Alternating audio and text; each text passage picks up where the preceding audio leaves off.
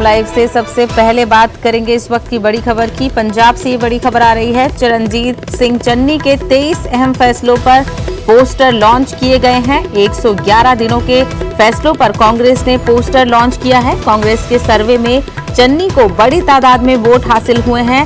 चन्नी के नाम के पोस्टर्स होर्डिंग असेंबली हलकों में भेजे गए हैं।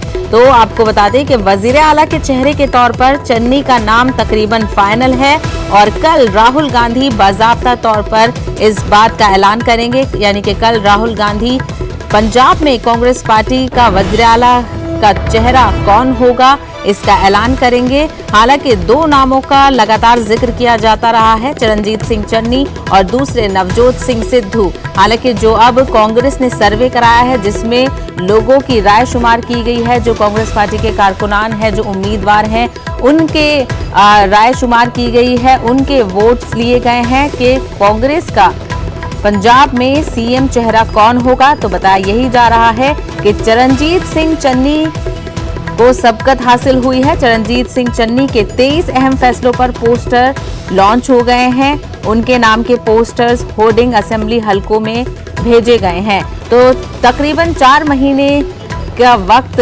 चरणजीत सिंह चन्नी जब से सीएम बने हैं हो गया है और कई अहम फैसलों पर हुकूमत की तरफ से उन्होंने काम किया है। कांग्रेस की तरफ से लोग चरणजीत सिंह चन्नी के काम की सताइश भी करते हुए देखे गए।